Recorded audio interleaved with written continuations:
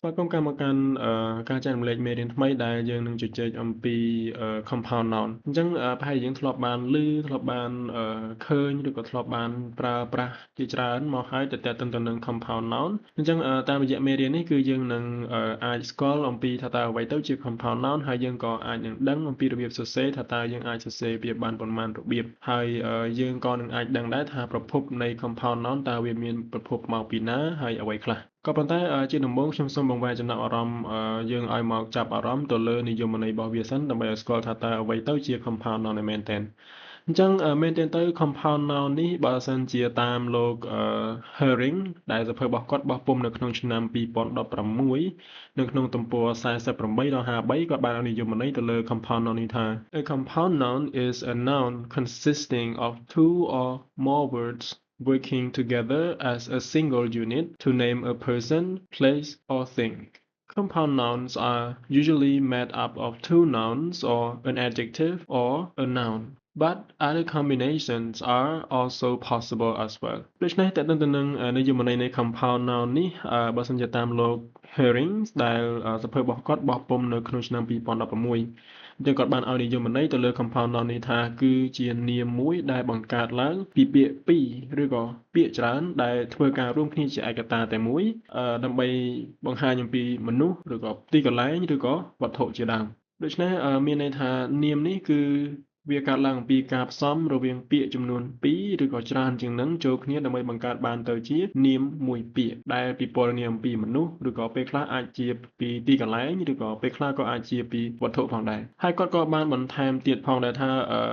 compound nouns are usually made up of two nouns or an adjective and a noun but other combinations are also possible as well អូខេត្រង់ចំណុចនេះគឺគាត់ចង់បញ្ជាក់បន្ថែមថាcompound noun នឹងឯងគឺពេលខ្លះវាអាចបង្កើតឡើងតាមរយៈនាមពីរបូកចូលគ្នាបង្កើតបានទៅជា compound noun មួយឬក៏ពេលខ្លះវាអាច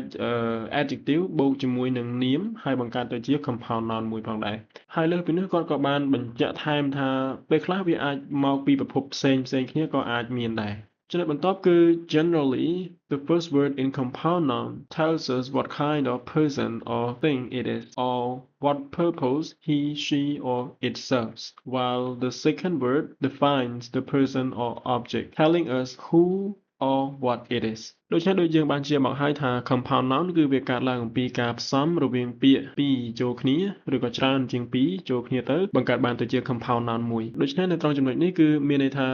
ពាក្យដែលនៅក្នុង compound noun ហើយពាក្យទី1ហ្នឹងគឺវាប្រាប់យើងឲ្យដឹង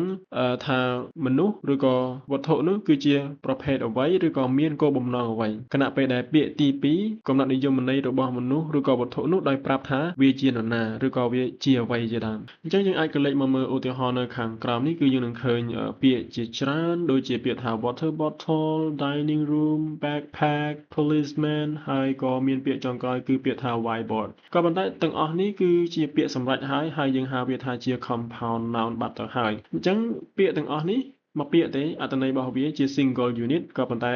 វាកើតឡើងតាមរយៈការផ្សំពាក្យពីរចូលគ្នាដូចយើងឃើញនៅខាងឆ្វេងដៃនេះអញ្ចឹងយើងឃើញថាពាក្យថា water bottle គឺមកអំពីពាក្យពីរផ្សំចូលគ្នាដែលទី1គឺ water ហើយនឹងបូកជាមួយនឹង bottle អញ្ចឹងយើងបានពាក្យមួយដែលជា compound noun ទៅជា water bottle ដែលមានន័យថា a bottle used for water មែនទេពាក្យមួយទៀតយើងមានពាក្យថា dining room អញ្ចឹង dining room វាកើតឡើងអំពីការផ្សំចូលគ្នារវាងពាក្យចំនួន2ដែលជា dining ហើយនឹង room បូកចូលគ្នាទៅបង្កើតបានជា dining room ដែលមានន័យថា a room used for dining មានន័យថាបន្ទប់ដែលយើងប្រើប្រាស់សម្រាប់អីគេសម្រាប់ញ៉ាំបាយពេលល្ងាចអញ្ចឹងទៅអញ្ចឹងឃើញទេពាក្យពីរដែលវាផ្សំចូលគ្នាបង្កើតបានទៅជានាមមួយដែលយើងហៅថា dining room ចំណុចពាក្យមួយទៀតគឺយើងឡើងឃើញដែរគឺ backpack backpack នេះគឺមកអំពី bag ហើយបូកជាមួយនឹង pack បានទៅជា backpack ដែលមានន័យថា a pack you wear on your back ដែលមានន័យថាហង្សឬក៏សំពាយដែលយើងស្ពាយនៅលើខ្នងអញ្ចឹងយើងឲ្យឈ្មោះថាជា backpack នឹងឯងក៏បូកស្ពាយអញ្ចឹងមួយទៀតយើងមានពាក្យមួយទៀតគឺ policeman policeman មកអំពីពាក្យថា police បូកជាមួយនឹង man ចឹងបានពាក្យថ្មីមួយដែលជា compound noun ទៅជា policeman ចឹង policeman មានន័យថា a police officer who is a man ពាក្យចុងក្រោយគឺ whiteboard អញ្ចឹង whiteboard មកពីពាក្យ white បូកជាមួយនឹង board អញ្ចឹងបង្កើតបានទៅជា compound noun មួយដែលយើងហៅថា whiteboard ប៉ុន្តែ whiteboard នេះគឺមកអំពី ហើយពាក្យថា whiteboard នេះគឺមានន័យថា a board that is white អញ្ចឹងមានន័យថាក្តារខៀនដែលវាពណ៌សនឹងឯងអញ្ចឹងសរុបមក compound noun គឺជាការផ្សំចូលគ្នារវាងពាក្យពីរឬក៏ច្រើនដើម្បីបង្កើតបានទៅជាពាក្យថ្មីមួយហើយជាទូទៅវាបង្ហាញអំពីមនុស្សឬក៏ទីកន្លែងឬក៏ពេលខ្លះក៏អាចជាវត្ថុដែរហើយមែនទែនទៅ compound noun មិនមែនកើតត្រឹមតែនាមបូកជាមួយនឹងនាមបង្កើតបានទៅជា compound noun ឬក៏ adjective បូកជាមួយនឹង compound noun ទេវាមានច្រើនលើសនឹងទៀតដែលវាអាចសុទ្ធសឹងតែយកមកផ្សំក្លាយទៅជា compound noun ហើយយើងនឹងសិក្សានៅក្នុងចំណុចបន្ទាប់ទៀតចូលមកដល់និយមន័យទី2ដែលយើងនឹងនិយាយអំពី compound noun ដូចគ្នាដែរមែនទែនទៅវាមិនឆ្ងាយឬក៏មិនខុសគ្នាអីប្រហែលទេប៉ុន្តែគ្រាន់តែថាដើម្បីឲ្យយើងជាអ្នកសិក្សាមានភាពសម្បូរបែបនៅក្នុងការទទួលបាននៅប្រភពនៃឯកសារអញ្ចឹងខ្ញុំក៏ព្យាយាមរកដាក់ឲ្យដើម្បីជាប្រយោជន៍សិក្សាទៅថ្ងៃក្រោយដូច្នេះបើតាមលោកបណ្ឌិត Chempana ដែលសភៅរបស់គាត់ក៏បោះពុម្ពនៅក្នុងឆ្នាំ2016ដូចគ្នាដែរហើយសភៅរបស់គាត់យើងអាចមើលមកខាងក្រោមនេះបាននេះគឺយើងនឹងឃើញសភៅមួយដែលគេដាក់ថា A Special English Grammar Parts of Speech Part 1អញ្ចឹងនៅត្រង់ទំព័រ15ដល់ទំព័រ17គឺយើងនឹងឃើញនិយមន័យរបស់ compound noun នៅទីនោះអញ្ចឹងសម្រាប់និយមន័យទី2ដែលដកស្រង់ចេញអំពីសភៅ Parts of Speech Part 1បានកំណត់និយមន័យទៅឲ្យ compound noun ថា A compound noun is made up of two or more words acting as a single noun. The word may be written as one word, written as separate words or hyphenated words ដូច្នេះតាមនិយមន័យដែលត្រូវបានដកចេញមកអំពី Parts of Speech Part 1សភៅហ្នឹងគឺបានកំណត់និយមន័យថា compound noun គឺជានាមមួយប្រភេទដែលវាបង្កើតឡើងតាមរយៈការផ្សំចូលគ្នារវាងពាក្យពីរឬក៏ច្រើនជាងហ្នឹងហើយបង្កើតបានទៅជាពាក្យថ្មីមួយដែលពាក្យទាំងនោះពេលខ្លះវាអាចសរសេរទៅជាពាក្យតែមួយពាក្យតែម្ដងឬក៏ពេលខ្លះអាចសរសេរជាពាក្យដែលដាច់ពីគ្នាឬក៏ពេលខ្លះអាចប្រើជា hyphen នៅចំកណ្ដាលនេះ hyphenated word អញ្ចឹងយើងអាចក៏លេចមកមើលឧទាហរណ៍នៅខាងក្រោមនេះគឺយើងនឹងឃើញពាក្យចំនួន3ដែលជាឧទាហរណ៍បង្ហាញអំពី written as one word សរសេរជាពាក្យមួយពាក្យឬក៏សរសេរជាដំណក់ឃ្លាឬក៏ពេលខ្លះសរសេរជា hyphenated ជា hyphen នៅចំកណ្ដាលជាដើមអញ្ចឹងសម្រាប់ឧទាហរណ៍ទី1 compound noun ដែលត្រូវបានសរសេរជាពាក្យតែមួយមានន័យថាផ្សំទៅបានជាមកពាក្យតែម្ដងឧទាហរណ៍ដូចជា raincoat ដែលមកអំពីពាក្យថា rain បូកជាមួយនឹង coat មែនទេប៉ុន្តែយើងសរសេរជាប់គ្នាតែម្ដងអត់ដកឃ្លាទេអញ្ចឹងបែបហ្នឹងគេហៅថា written as one word មានន័យថាយើងសរសេរជាមួយពាក្យចូលគ្នាតែម្ដងក៏ប៉ុន្តែពាក្យខ្លះគឺយើងសរសេរដាច់ដោយឡែកពីគ្នាមានន័យថាយើងប្រើដំណក់ឃ្លានៅចំកណ្ដាលដែលពាក្យពីរនេះគឺផ្សំចូលគ្នាបង្កើតបានទៅជាពាក្យថ្មីមួយឧទាហរណ៍នៅក្នុងពាក្យទី2នេះគឺយើងមានពាក្យថា toilet ហើយនិង paper បង្កើតបានទៅជាពាក្យថ្មីមួយគឺ toilet paper กระดาษដែលយើងប្រើនៅក្នុងប្រគុណដែលយើងបន្ទោបង់ហើយយើងជូតហ្នឹងគឺគេហៅថា toilet paper ហ្នឹងឯងអញ្ចឹងមកពាក្យថា toilet បូកជាមួយនឹង paper ឃើញទេប៉ុន្តែយើងសរសេរវាដាច់ពីគ្នាដោយប្រើ space អញ្ចឹងបែបហ្នឹងគឺយើងហៅវាថាជាប្រភេទនៃការសរសេរបែប written as a separate word មានន័យថាការសរសេរបែបដាច់ពីគ្នាមួយទៀតសម្រាប់ឧទាហរណ៍ចុងក្រោយគឺ six pack នេះគឺsix page ហ្នឹងឯងដែលយើងនិយាយថា six page ហ្នឹងវាមកពីវាថា six បូកជាមួយនឹង pack អញ្ចឹងការសរសេរបែបនេះគឺគេហៅវាថា written as a hyphenated word មានន័យថាជាការសរសេរដែលប្រើ hyphen នៅចំកណ្ដាលប៉ុន្តែវានៅតែជា compound noun ដូចតែគ្នាទេដូច្នេះខ្ញុំអាចនិយាយឲ្យខ្លីបានថា compound noun សម្រាប់និយមន័យគឺមិនខុសគ្នាទេគឺជាការផ្សំឡើងរវាងពាក្យចំនួន2បូកចូលគ្នាហើយបង្កើតបានទៅជាពាក្យថ្មីមួយនឹងឯងអញ្ចឹងចូលមកដល់ចំណុចបន្ទាប់ដែលនៅក្នុងនិយមន័យនៃ compound noun ទី1ដែលដកស្រង់ចេញមកពីលោក Herring បោះពុម្ពនៅក្នុងឆ្នាំ2016គាត់ក៏បាននិយាយថា other combination is possible គាត់បានបញ្ជាក់ថាពេលខ្លះ compound noun វាមិនត្រឹមការចេញមកអំពីនាមបូកនាមតែម្យ៉ាងទេអញ្ចឹងវាអាចមាន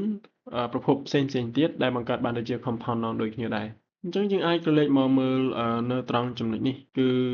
although the noun plus noun and adjective plus noun combination are the most common there are also plenty of other possibility for forming compound nouns មានន័យថាបើទោះបីជានាមបូកនាមហើយ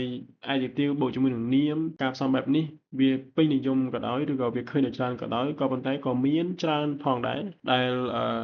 compound noun ត្រូវបានផ្សំឡើងដោយប្រភពផ្សេងៗពីប្រភពដែលបានរៀបរាប់ខាងលើមិញនេះ អញ្ចឹងយើងអាចក្រឡេកមកមើលតារាងនេះមកគឺក្នុងទីនេះគឺមានន័យថាជា combination មានន័យថាជាប្រភពនៃការផ្គុំឬក៏ផ្សំចូលគ្នាបង្កើតបានទៅជា compound noun ហើយនៅខាងស្ដាំដៃគឺជាឧទាហរណ៍មានន័យថាជាលទ្ធផលសម្រេចទៅហើយអញ្ចឹងសម្រាប់ទី1គឺ noun plus verb ពេលខ្លះ compound noun ក៏វាអាចកើតចេញមកអំពី noun plus verb ដែរអញ្ចឹងឧទាហរណ៍ដូចជាពាក្យថា haircut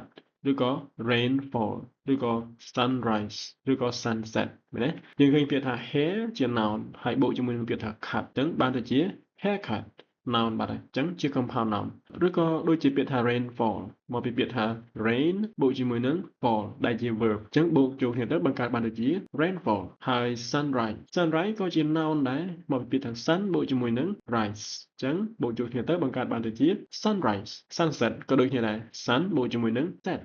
ចំណែកឯចំណុចទី2វិញសម្រាប់ compound noun ពេលខ្លះក៏វាអាចកើតចេញមកអំពី noun បូកជាមួយនឹង preposition យើងដឹងហើយថាវាមានon មានអីចឹងទៅហើយឬក៏មាន by មានអីចឹងទៅប៉ុន្តែcompound noun ក៏វាអាចកើតចេញមកអំពីប្រភពនឹងដែរមានន័យថាបើសិនជានាមបូកជាមួយនឹង preposition ក៏វាអាចក្លាយទៅជា compound noun ដែរឧទាហរណ៍ដូចជាពាក្យថា hanger on ចឹងពាក្យថា hanger នេះគឺជា noun ហើយវាជា compound noun ដែលគេសរសើរជា style បែប hyphenated word គេសរសេរដោយការដាក់ hyphen នៅចំកណ្ដាលមួយទៀតឧទាហរណ៍ដូចជាពាក្យថា passerby by នេះគឺយើងដឹងហើយវាថាជា preposition ហើយ passer គឺជា noun ញ៉ាំយើងបូកចូលគ្នាបង្កើតបានទៅជាពាក្យថ្មីមួយគឺ passerby ចំណែកឯប្រភពទី3វិញក៏ពេលខ្លះវាអាចកើតចេញមកអំពី noun បូកជាមួយនឹង prepositional phrase ឧទាហរណ៍ដូចនៅខាងស្ដាប់ដៃយើងនេះអញ្ចឹងគឺយើងមានពាក្យថា brother in law ឬក៏ mother in law អញ្ចឹងយើងឃើញ brother ជា noun បូកជាមួយនឹង prepositional phrase យើងមាន preposition ហើយនឹងនាមនៅខាងក្រោយវាមានន័យថា clear ដែលដឹកមុខដោយ preposition អញ្ចឹងបានទៅជាពាក្យថ្មីមួយគឺ brother in law នេះក៏ប៉ុន្តែគេសរសេរបែបជា hyphenated word អញ្ចឹងគេសរសេរពាក្យថា brother បូកជាមួយនឹង hyphen មកហើយបន្ទាប់មក preposition របស់យើងគឺពាក្យថា in ហើយបូកជាមួយនឹង hyphen ហើយបូកជាមួយនឹងនាមមួយទៀតដូចជា mother in law មែនទេ mother គឺជានាមហើយនៅទីនេះហើយបូកជាមួយនឹង preposition គឺពាក្យថា in ហើយបូកជាមួយនឹង noun ក៏ប៉ុន្តែពាក្យថា in បូកជាមួយនឹង law នេះគេហៅថា prepositional phrase មានន័យថា clear ដែលដឹកមុខដោយ preposition អញ្ចឹងក្នុងករណីបែបនេះវាអាចបានទៅជា compound noun មួយប្រភេទទៀតដែរមួយទៀតសម្រាប់ចំណុចទី4គឺពេលខ្លះប្រភពរបស់ compound noun ហ្នឹងគឺវាអាចកើតចេញមកអំពីនាមបូកជាមួយនឹង adjective ដែរឧទាហរណ៍ដូចនៅខាងនេះអញ្ចឹង cupful ឬក៏ spoonful អញ្ចឹងយើងឃើញ cup ហើយបូកជាមួយនឹង full គឺជា adjective ក៏ប៉ុន្តែ cup គឺជា noun មែនអត់ទៅជា cupful ឬក៏ spoon យើងដឹងហើយស្លាបព្រាជានាមដល់ពេលបូកជាមួយនឹង full ទៅជា spoonful បានទៅជានាមថ្មីមួយដែលយើងហៅថា compound noun ដែលផ្សំឡើងតាមរយៈនាមបូកជាមួយនឹង adjective សម្រាប់ចំណុចទី5វិញគឺគេបានប្រាប់ថា verb plus noun អញ្ចឹងពេលខ្លះ compound noun ក៏វាអាចកើតចេញមកអំពី verb បូកជាមួយនឹង noun ដែរឧទាហរណ៍ដូចជាពាក្យអីគេនេះ breakfast ឬក៏ washing machine ឬក៏ runway ឬក៏ pickpocket ឬក៏ swimming pool អញ្ចឹងយើងឃើញមានពាក្យថា break បូកជាមួយនឹង fast ហើយបន្តមកទៀតយើងមានពាក្យថា washing ជា verb ហើយ machine ក៏ជា noun អញ្ចឹងបូកចូលគ្នាទៅបង្កើតបានទៅជា washing machine មានថាម៉ាស៊ីនបោកគក់អីចឹងទៅអញ្ចឹងជានាមហើយម៉ាស៊ីនបោកគក់ហ្នឹងដូចជា runway ជាដើម run បូកជាមួយនឹង way ឬក៏ pick ហើយនឹង pocket មែនទេកើតបានទៅជានាមថ្មីមួយឬក៏ចុងក្រោយគេគឺ swimming យើងឃើញ swimming ជាកិរិយាមែនអត់ដល់ពេលបូកចូលគ្នាជាមួយនឹង pool មកទៅជា swimming pool ហើយយើងបាន compound noun ថ្មីមួយគឺកន្លែងហែលទឹកឬក៏អាងហែលទឹកនឹងឯងអូខេអញ្ចឹងចូលមកដល់ចំណុចទី6អញ្ចឹងត្រង់ចំណុចទី6នេះcompound noun របស់យើងក៏ពេលខ្លះវាអាចកើតចេញមកអំពី preposition បូកជាមួយនឹង noun ដូចគ្នាដែរឧទាហរណ៍ដូចជា bystander ឬក៏ influx ឬក៏ onlooker ឬក៏ underpan ឬក៏ upstairs អញ្ចឹងយើងមើលនេះ bystander អញ្ចឹង by យើងនឹងឲ្យវាថាជា preposition ចឹងបូកជាមួយនឹង stander មកទៅជា bystander ឬក៏ influx in បូកជាមួយនឹង flux ឬក៏ onlooker on បូកជាមួយនឹង looker ឬក៏ underpan under បូកជាមួយនឹង pants មកទៅជា underpan ហើយចុងក្រោយគេគឺ upstairs មានពាក្យថា up បូកជាមួយនឹង stairs អញ្ចឹងតើបានទៅជាពាក្យថ្មីមួយដែលជា compound noun គឺ upstairs ប្រែថាជាន់ ទី2ឬក៏ជាន់លើហ្នឹងឯងអញ្ចឹងឃើញថា6ចំណុចនេះគឺមិនទាន់អស់ទេយើងនៅសល់ចំណុចបន្ថែមទៀតដូចជាចំណុចបន្ថែមនេះយើងមើលមកនេះគឺយើងនឹងឃើញចំណុចទី7អញ្ចឹងពេលខ្លះcompound noun វាអាចកើតចេញមកអំពី verb បូកជាមួយនឹង preposition ទៀតអញ្ចឹងឧទាហរណ៍ដូចជាពាក្យអីគេនេះ check in ឬក៏ check out អញ្ចឹង check in និង check out នេះគឺវាអាចសរសេរបានពីរហើយ check យើងដឹងហើយតែជាកិរិយាសព្ទហើយ in គឺជា preposition អញ្ចឹងបូកចូលគ្នាបង្កើតបានជា compound noun ជានាមថ្មីមួយគឺ check in នេះឯងឬក៏ check out check បូកជាមួយនឹង out ហើយ drawback ឃើញអត់ drawback មកពីពាក្យថា draw បូកជាមួយនឹង preposition គឺពាក្យថា back នេះឯងហើយពាក្យបន្តមកទៀតដូចជាពាក្យថា look out ឬក៏ make up យេមកពីពាក្យថា make បូកជាមួយនឹង up សម្រាប់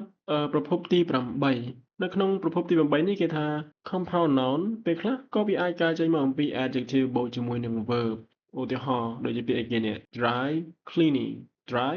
adjective មែនអត់ហើយបូកជាមួយនឹង verb របស់យើងគឺពាក្យថា cleaning នេះអញ្ចឹងទៅជា dry cleaning ហើយ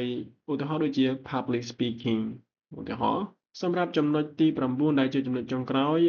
preposition បូកជាមួយនឹង verb អញ្ចឹងពេលខ្លះវាអាចមកអំពី preposition បូកជាមួយនឹង verb បង្កើតបានទៅជា noun មួយដែលហៅថា compound noun ហ្នឹងឧទាហរណ៍ដូចជាពាក្យថា input មែនទេ in បូកជាមួយនឹង put put ជា verb in ជា preposition អញ្ចឹងបានទៅជា noun ថ្មីមួយហៅថា input នេះឯងឬក៏ output ឬក៏ overthrow ឬក៏ upturn អូខេអញ្ចឹងឃើញថាប្រភពរបស់ compound noun គឺវាមានច្រើនគួរសមដែរហើយដូចយើងឃើញនៅខាងក្រោមនេះគឺជា reference មានន័យថាអ្វីដែលខ្ញុំបានដកចេញមកអំពីសៀវភៅមួយនេះហើយនិពន្ធដោយលោក Herring អញ្ចឹងយើងអាចទៅរកមើលបាននៅក្នុងសៀវភៅមួយនេះនៅត្រង់ទំព័រ48ដល់53ទៅយើងនឹងឃើញហើយយើងនឹងសិក្សានៅចំណុចបន្ទាប់ទៀតដោយសារនៅពេលនេះយើងបានស្គាល់ហើយអំពីប្រភពប៉ុន្តែយើងមិនទាន់បានដឹងទេថាតើយើងអាចសរសេរ compound noun បានដោយរបៀបណាសម្រាប់វីដេអូបន្ទាប់គឺយើងនឹងសិក្សាអំពីការសរសេរ compound noun អរគុណ